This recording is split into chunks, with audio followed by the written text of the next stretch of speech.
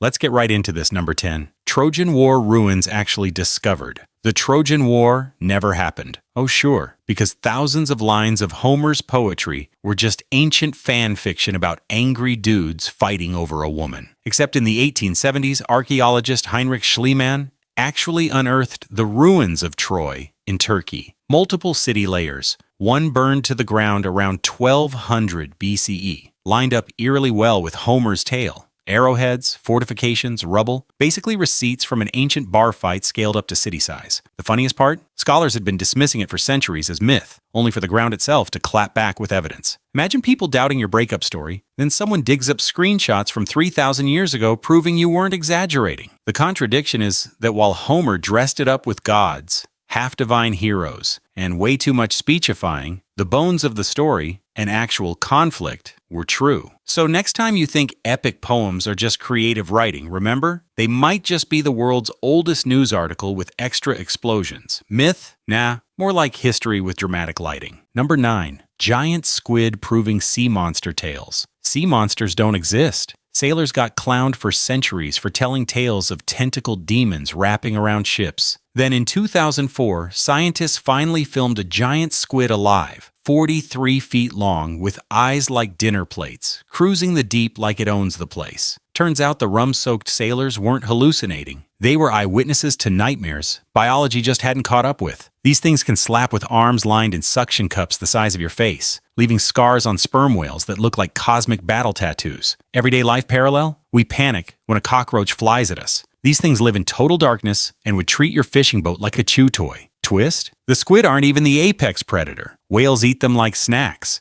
Sea monsters are real, but they're not here to kill you. They're just another link in the food chain. Still, picture drifting in a small boat at night knowing that there's a 40-foot calamari lurking beneath. Suddenly, sushi doesn't sound so fun. Proof. Sometimes drunk sailors are the best scientists. Number 8. Atlantis-like sunken cities found. Atlantis was just a story. That's what people said, until divers kept finding ancient cities swallowed by the sea. Pavlopetri, off Greece, dates back over 5,000 years, complete with streets, tombs, and walls. Off India's coast, ruins that suggest temples and settlements lost to rising seas. Plato's Atlantis might have been fiction, but he wasn't wrong about civilizations being eaten alive by water. After the Ice Age, sea levels rose hundreds of feet, flooding coastlines across the globe. Imagine living in a coastal town, waking up to realize Poseidon just redecorated your whole neighborhood into an aquarium. Relatable? It's like building a dream house on the beach today. Beautiful. Until climate change plays Thanos and snaps your real estate underwater. Twist? Atlantis wasn't one place, it was dozens. From Japan's Yonaguni ruins to Doggerland under the North Sea, human history is littered with drowned cities. People didn't invent flood myths for fun.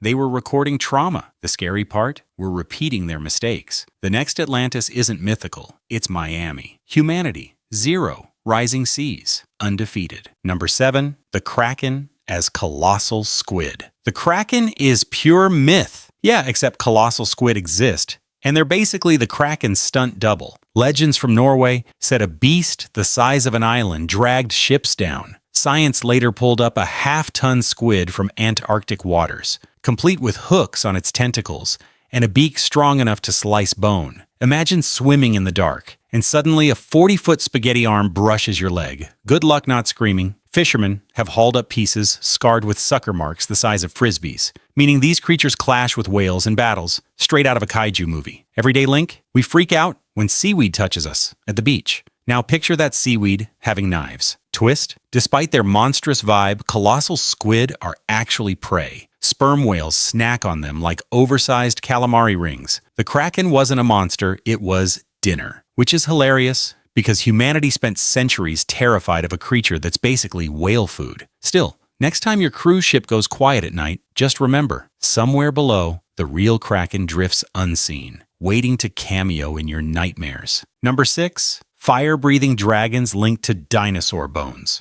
Dragons never existed, except ancient people kept digging up massive fossils of dinosaurs and mammoths with jaws big enough to swallow a cow. Without paleontology textbooks, What do you call a giant skeleton with fangs? A dragon. Chinese farmers mistook dinosaur bones for dragon bones and ground them into medicine. In Europe, mammoth skulls with giant nasal holes looked like cyclops dragon hybrids. Villagers naturally filled in the blanks with fire and wings. The ironic part? Some dinosaurs might have actually breathed out chemicals. Scientists suggest species like Ankylosaurus had gas-producing chambers that could have belched smoke or noxious fumes. So fire-breathing lizards weren't that far-fetched. Relatable? It's like finding a weird fossil in your backyard today. You'd probably invent an alien story, too. The contradiction is clear. Dragons weren't mythical beasts. They were humanity's rough draft attempt at explaining fossils. The only reason we laugh is because we've got museums. Without them, you'd also believe in winged, flame-throwing lizards haunting your valley. Honestly, dragons are dinosaurs with better PR. Number 5. Oracle fumes causing hallucinations. The Oracle of Delphi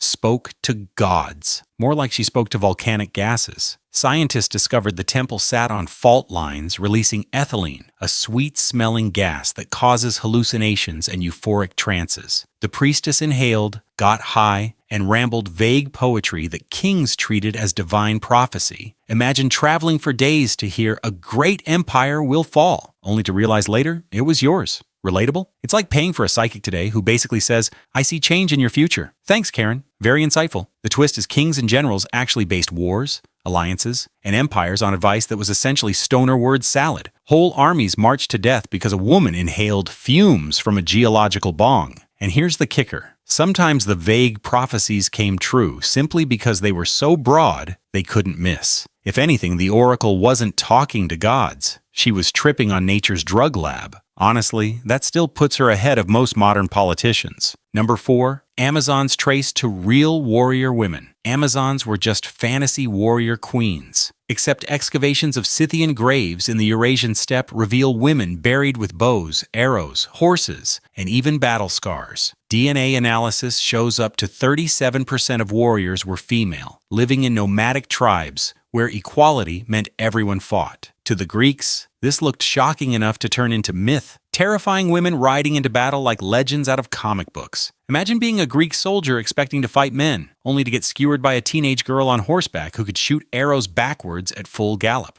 Relatable? It's like thinking you're strong at the gym until a woman casually deadlifts twice your max. Twist? The Amazons weren't a singular race. They were real scattered warrior women across steppe cultures. The Greeks just exaggerated them into one mythical society. Truth is, the real Amazons didn't need magic. They had skill, endurance, and a cultural license to wreck you in combat. So yeah, history erased them, but the bones are still out there proving. Warrior women weren't legends. They were your worst matchup. Number 3. Biblical flood linked to ancient deluge. The Great Flood was just a story, except geological evidence shows catastrophic flooding events around 7,500 years ago when the Black Sea expanded massively, swallowing entire settlements. The Mesopotamian epic of Gilgamesh and the Bible's Noah both echo this disaster. Imagine waking up and realizing your farmland is now seabed. It's the kind of trauma you'd tell your grandkids about until it turns holy scripture. Relatable? Anyone who's ever spilled coffee on their laptop knows one tiny flood can erase worlds. Scale that up to an entire region and suddenly the myth makes sense. Twist? Floods didn't just happen once, they happen all the time. New Orleans,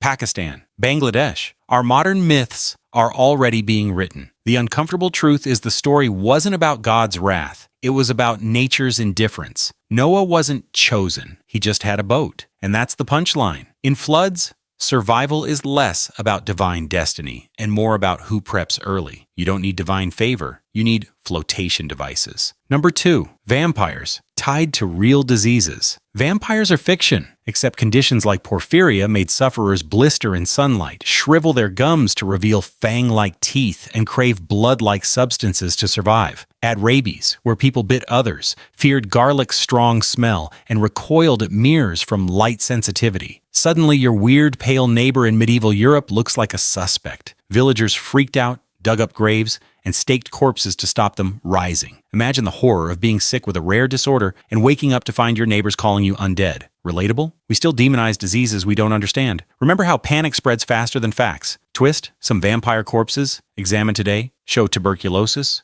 or plague victims misinterpreted by superstition. The vampire wasn't supernatural. It was just a tragic collision of bad health and worse science. So yeah, Dracula wasn't lurking in castles. He was suffering in silence. The real monster wasn't him. It was ignorance. And garlic was never a defense. It was just medieval Febreze. Number 1. Werewolves explained by rare conditions. Werewolves roam under full moons. In reality, some people had hypertrichosis, a genetic disorder causing full-body hair growth. Add rabies-induced aggression and howling behavior, and villagers saw humans turn beastly overnight. Combine poor lighting, superstition, and a lunar cycle, and suddenly your hairy cousin looks like he's mid-transformation. Imagine being born with excessive hair in the 1500s. You'd be paraded as a freak show or hunted as a monster instead of getting TikTok sponsorships for beard oil. Relatable? People still say they're going beast mode at the gym, not realizing real people lived with that label their whole lives. The contradiction is brutal. Wolves weren't the predators. Humans were. Entire mobs executed people for looking different. The myth of the werewolf wasn't about animals. It was about society's fear of outsiders. And honestly, mob mentality still howls louder than any wolf. Today we just trade pitchforks for hashtags, but the hunt hasn't stopped. Werewolves weren't monsters. The villagers were.